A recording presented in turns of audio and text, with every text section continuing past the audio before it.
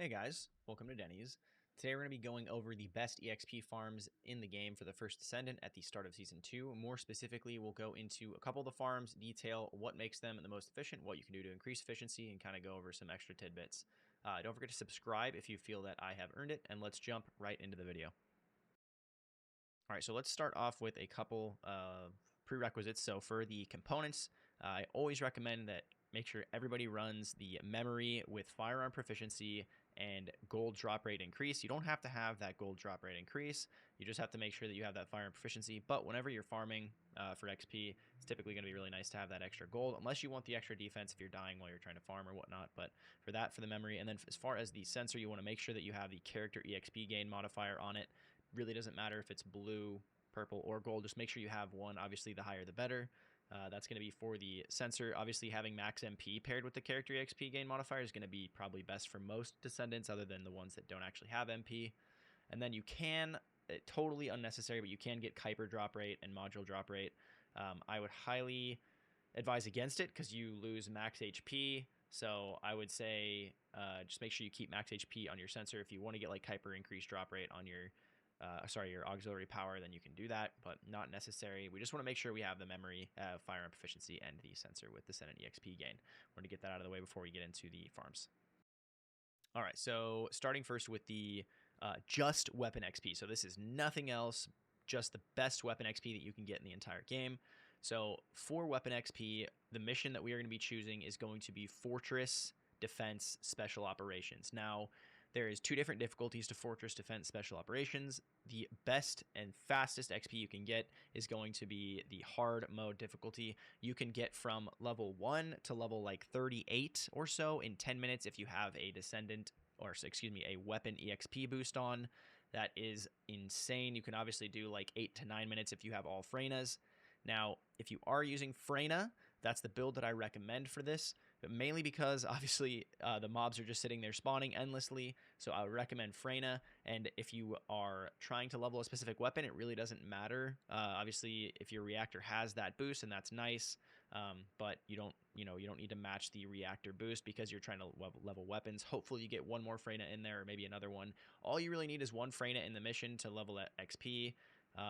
It's a case of if you guys are having any trouble in hard mode, I would highly recommend not riding the coattails of others. I mean, you can absolutely do that if you want. It's definitely a smart play to go in there and just wait till you get more Freynas and then just get more weapon XP. But what you can do if you want to actually play the game is you can go into the normal difficulty of Fortress Defense, and you'll still get a really, really good amount of weapon EXP. So yeah, now obviously I did say that this is just for weapon EXP farming. However, I would like to talk about the other gains you get here. So for instance, with the hard mode Fortress Spec Ops, you're going to get an absolutely absurd amount of gold. I think I was getting around like 1.4 million without any boosts. So it'd be like 1.6 million or so with boosts for every like 10 minutes. Now that's like 800k every 5 minutes. So that is like miles better than anything else that we have other than the invasion mission that I've at least tried for. Now, I will talk about, like, I will make a whole separate like gold farming video in the future, but right now, just working on EXP, the kind of cherry on top of this farm is that you're going to get a ton of extra gold as well while you're farming, and that's why I recommend to have the gold drop rate increase modifier on your memory, because you just get a ton of gold. So yeah, that is going to be the missions for just Descendant XP. We'll jump into the next missions, is going over kind of like weapon EXP and loot here. So if you were looking for more of like an efficient farm where you're doing more than just one thing, obviously having the weapon EXP and gold is a pretty big deal. You can get a lot of gold, you can get a lot of weapon EXP with that mission. However, if you're wanting like a combination of everything, you're going to get gold, Kuiper, a lot of weapon EXP, and loot. So very, very important right now in the first Descendant to make sure you have an absolute metric ton of ion accelerators. So they are the mat that you get in order to craft ion accelerators. You need basically to dismantle reactors. The little mat that you get from dismantling reactors gives you those. So this is probably going to be what most people tend to go to, just because you can solo it a little bit easier. You don't have to wait for heroic matchmaking, and you get a ton of these reactors to drop, and obviously you're getting EXP all the same at the same time. So you're kind of killing like 4 birds with one stone. Gold, Kuiper. You're getting extra Kuiper from the modules that drop, and you're getting a ton of reactor mats as well. So that is going to be the missions that we're going to choose for this are going to be 400% missions. Now, obviously, that's kind of the obvious answer. They rotate every single day. 400% missions rotate. So what you're looking for is you're looking for specific missions that are the most efficient. I'm going to highlight 3 missions. So Biolab, the Haven, and Magister's Lab are going to be 3 of the infiltration operations that basically go by the quickest and are easiest to complete on the 400% difficulty and give you a ton of EXP at the end. And as far as time to EXP ratio, they're just super, super efficient.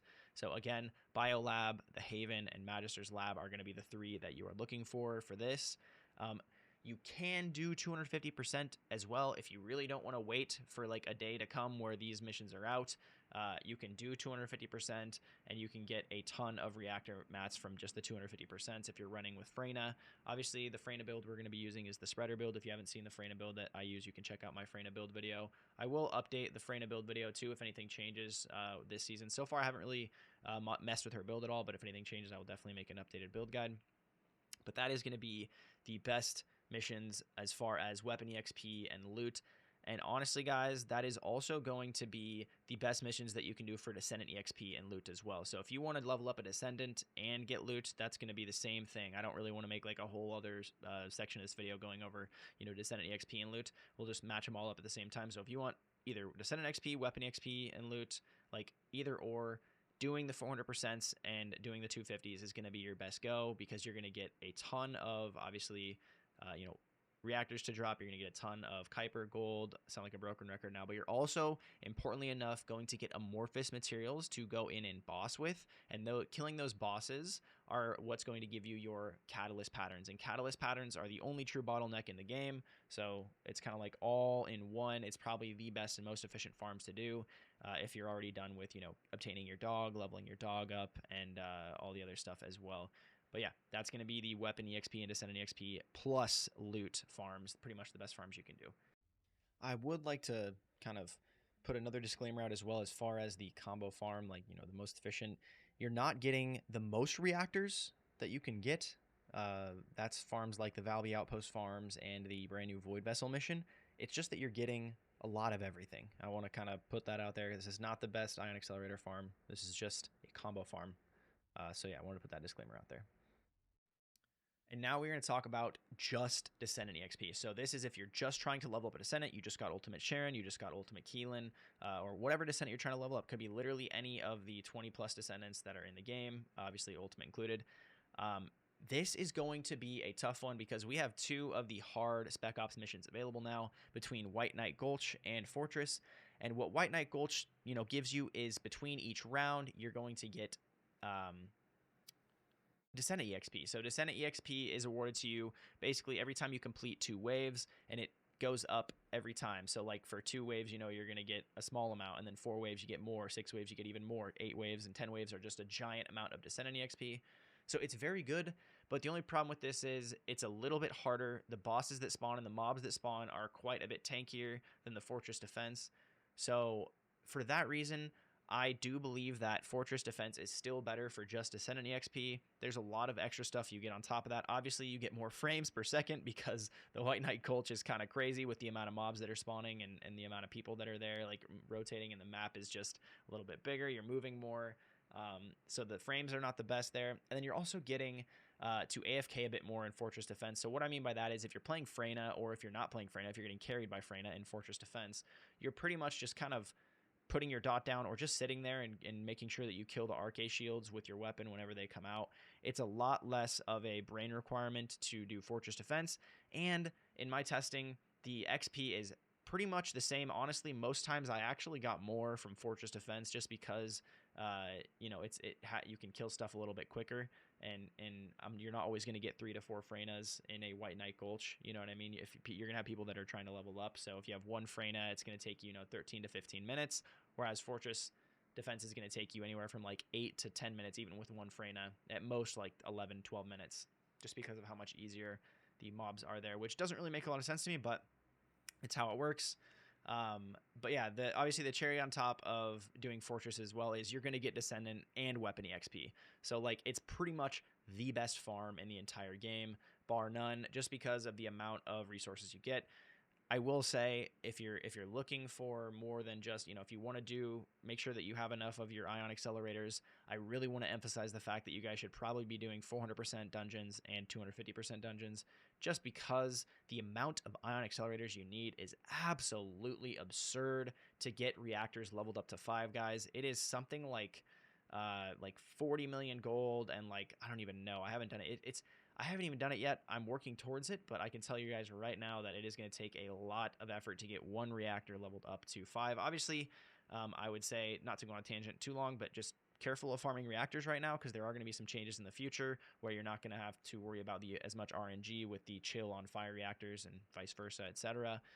So definitely hold off on farming reactors if you're doing that, and just kind of farm these mats up for when they do come out, because it is beyond useless to level up a reactor right now beyond level 2 or even level 3, honestly, that isn't perfect, right? You want to make sure the reactor is absolutely perfect because of the amount of resources that it requires to make it level 5. So yeah, I just wanted to make sure to emphasize that and not go on a tangent for too long, hopefully. But that is the best mission for just Descendant EXP as well. So overall, pretty solid mission, obviously. And then obviously, 250s, 400%, still extremely viable in my opinion. And then that pretty much sums it up, guys. Tell me in the comments below, what do you guys think of the farms? Do you guys like the Fortress Defense? Do you like White Knight Gulch? Do you like 250s, 400s? Are they too fast, too slow? I'm curious what everyone thinks kind of like the best farm is for them, or what's most efficient for them. I think this is what in my opinion, this is what I kind of prioritize. However, I would like to know what everybody else thinks. So don't forget to leave a like if the video helped you guys out. If you want to support what I do a little bit further, the link to my Patreon is down below. I massively appreciate all the support you guys have given me. Don't forget to join the Discord as well. If you guys want to play TFD with other people, we have an LFG in my Discord. It's in the description below. You can definitely join up. And then I also stream on Twitch, guys, so definitely follow me over there. But other than that, that's been the video. I hope you guys have a great day, night, wherever you're at. But I'm out of here, guys. Peace out. Goodbye.